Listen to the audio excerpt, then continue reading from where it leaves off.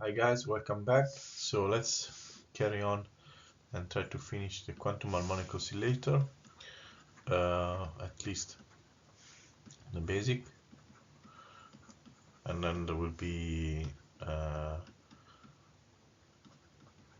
way more information in the Wikipedia link that I will put at the end of the video. But I hope you can enjoy the process. So we left in this equation, which I just recap here. I put some constant in front of the operator x and p. This is x and this is p, which by the way is the operator A. As we said, we want to do the lowering operator, so the destruction operator, because when we find the ground state below that, we cannot go below that energy, so this is the setting point.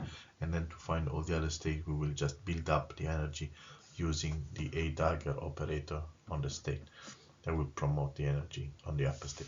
This means that in the potential energy of our system, we go from the ground state 0 to one step, another step, another step, another step, and as all steps are equally spaced by h bar omega, which is the plus energy that we give when we apply the creation operator. This will mean that the oscillation will be stronger and stronger, or depending on the system, will be wide and whatever. I mean, but what I'm trying to say is that this is a nice way to construct all the states that are stationary, at least stationary, the one that have the same energy. So H, we said that, right? A stationary state is whatever energy is preserved, meaning that when you measure the energy, you get that energy, and then you can evolve them with the usual e to the I ht psi, and this will give the state with a different energy at a different time t. The evolution, maybe I will do the evolution in another video. At the moment I don't want to go in that, but we touched a little bit upon the evolution of a free moving particle, and we saw what happened. But today we look at the ground state, so fixed energy, lowest energy of a harmonic oscillator, and we will find something that is already interesting there. So first of all, this equation is not super easy, at least it's nice looking, but it's not super easy, because if you remember, we saw equation where of this kind, derivative of x is equal to number m f of x. This was easy to solve, and or minus actually, and these were all exponential, right? Because when you derive an exponential, you get this number down and you get the same exponential. We saw this many times, and I'm going to do it again. But this is slightly different, because as you see, there is an x here, right? So when you derive, you want to bring down an x as well. So one trick that we can think of is imagine that this m for a second. It's not the good way to do it, but it's just a trick to memorize it. There are many ways to imagine that we have this and this for a second, mx over x. When we derive this one, we can bring down an mx, because it's like the same of an exponential with a constant factor in front, which is the x. Now this is just to this is not the proof. The proof is a bit more complicated. We need to go through some math that I don't want to do now, but just want to show you that if this were true, that we have an extra x in the exponent, this would still be a part of the solution, definitely, because this applies as a rule for the differentiation for the exponentials. Now this is a composed function, meaning that we are dealing with e to the g of x, and when we derive a composed function, we need to derive the function inside the composition times e to the g times to the same function. Okay, so this is a rule that I didn't prove. I can prove it. Maybe I did prove it. I don't remember. Just go and check my derivative. It's called chain rule. It's very chain rule. It's super famous. Actually, I should mention it. It's super important. It's everywhere in physics. Anytime you have a function of a function, as in this case, and you derive the function of a function, you have extra terms that are playing into account, because this can be seen as the original function, but there is an extra twist in it that you need to derive as well. So you need to derive the function as well in front of it. Now, having said that, I will link it into the video. Chain rule is super famous. You need to remember it, and we are using it now to solve this equation here, which otherwise would be a bit annoying to solve with the series of functions. Maybe not. Never tried. Anyway, so what's the function that we want to put? So suppose we derive the function e to the minus a x squared. Just a guess. It's the easiest. It's the first easiest thing that you could do, apart from x, e to the minus ix, which we know we don't work because it doesn't bring down the x. The next polynomial is squared. So why don't we try this one and let's see what happens. So we derive this with the chain rule that I showed you before, and it's the same function with the derivative of the one in front. So this is the same function that we have here, so it's the chain rule is respected, and this is exactly the derivative of this function here, if you remember. So we're done, right? Because look, this is the function, this is the function, and this is ax. This is the function, this is the function, and this is ax with a constant in front of it, which is fine. Nice. So that was quicker than I thought. I jumped quite a demonstration. I led you to the result, maybe cheating a little bit, but the fact is that we don't care, because we have a solution for this equation, which is e to the minus ax squared. Now, this is the structure of the function. It needs to be a wave function, psi. So to be a wave function, it needs to be normalized, meaning that the modulus square should be 1, meaning that the integral of f of x in dx needs to be 1, meaning that we need to have a constant here, because this function here alone are not normalized. Whoever of you touched upon statistic when you do a Gaussian function, probability Gaussian distribution, normal distribution, you remember that you have a normalization in front of it. When you grade your grades at school, they do normalization of the grades and things like that.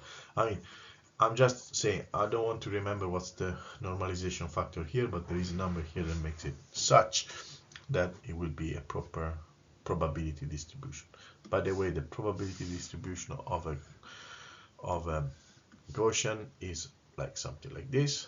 We all know that is a bell shape, and this is whatever number it is. In 0 is 1. No, actually it's the constant function n, and this is the area is 1. Okay, why this is important? Because this is already tells us that the position psi of x, the position of our system, of a local oscillator, when it's in ground energy, you see it's not defined.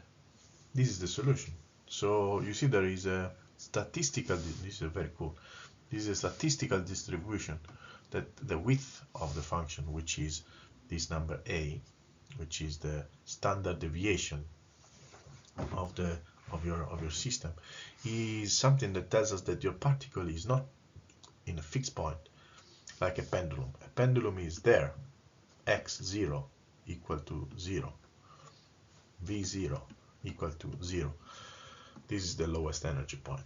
lowest energy point in a quantum mechanics is a Gaussian with some width, meaning that you don't know where it is. It could be here, it could be there. We don't know. We need to measure it. There is a probability to find it in some place or another. Anyway, it's the lowest thing that you could do. The other thing that is very interesting is that how about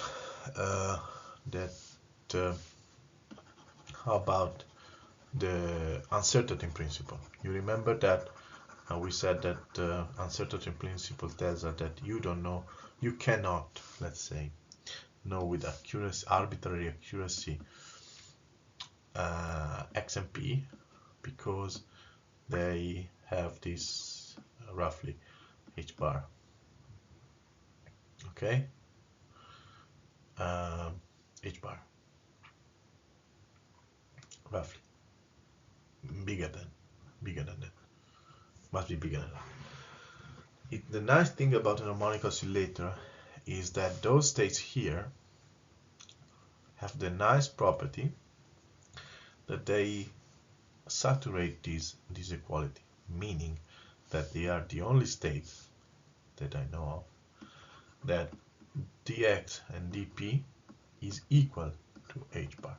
So they have the same, they have the minimum possible uncertainty, so they are the most precise state that we can measure, but also they split evenly between h and p, because this is not, there are other states which have the minimum uncertainty, but they are not evenly split. In fact, and these are things that you will find in quantum optics. I will talk about that maybe in the future when we talk about entanglement, squeeze state. But it doesn't matter. At the moment we are talking about coherent state. In fact, this is a coherent state. It's the first coherent state, the lowest energy coherent state. And then you use your creation operator to lower the energy, and you increase the energy. But the thing I want to show you now is why this is interesting for the momentum operator, because we solved it in the position, but we could have solved it in the momentum. So how about to find the minimum velocity, minimum momentum? So we find the minimum position, which is down here. I don't want to do the derivation for that. What I want to tell you is that there is a very quick way to go from energy, from space and momentum in quantum mechanics, which is the Fourier transform, using the Fourier transform. We already saw it in the series of the Fourier, but and I will give more example of this. I don't want to do it now because it's already a long video. But basically, if you remember the Fourier transform, when you have a function, you stick e to the I x kappa in front of it, and then you sum over the x, and then you get your Fourier transform of kappa. We did it with we did some example with a square function, and we got the sinc whatever. Now the good thing about and then and also if you remember about the translation of the translational symmetry video, we know that e to the I, the px of f of x is equal to f of x times x plus x0. Okay, and if you see this one is kind of the same as this Fourier transform here. Okay, this is not the correct way to approach the problem. I'm just trying to lead you to the connection that momentum and space, so p and x, are connected with each other, and the way they are connected to each other is via Fourier transform. The Fourier transform is the tool. It's a transformation.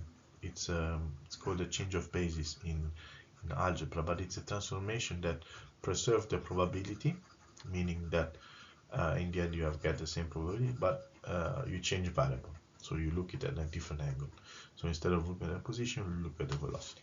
It turns out that if you do the Fourier transform, which is this, of our psi of x, which is Fourier transform of n e to the minus ax squared, this is something like n, I think n is the same, or n prime, let's say n tilde because I don't remember, e to the minus p square a.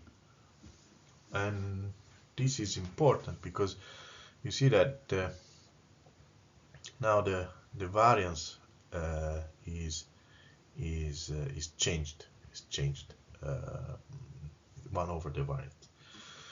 The good thing is that if you do it for a Gaussian with the correct amplitude and things, those two functions will multiply with a minimum, with h bar. The multiplication of, in fact, this is a, and this is 1 over a. If you do 1 over a, which is the width, this is a, and if you do the same for the momentum, you get 1 over a. If you do a times a, you get 1, which is the minimum. And there is h bar that we need to remember because they have h bar in there, square root of h bar.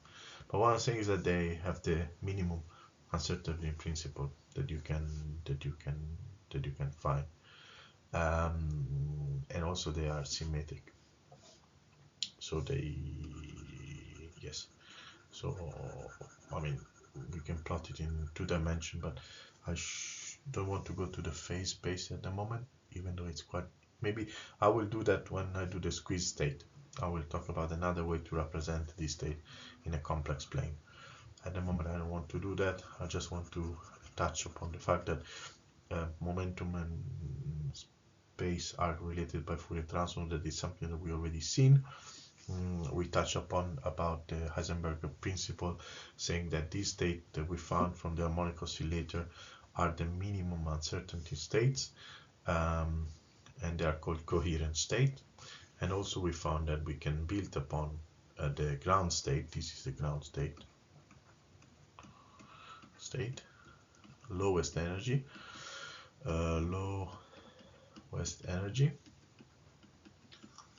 G state, and lowest energy state, and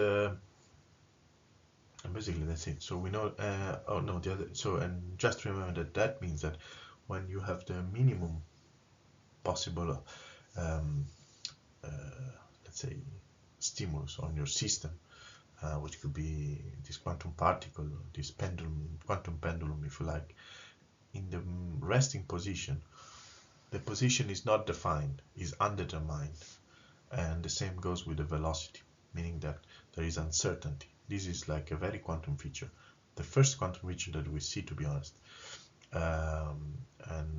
We should, and then I will give other in the future. Okay, I hope I got your interest. I will link something on from Wikipedia down at the end of the video. I hope you enjoy. We touch upon again chain rules, Fourier transform, quite a few things.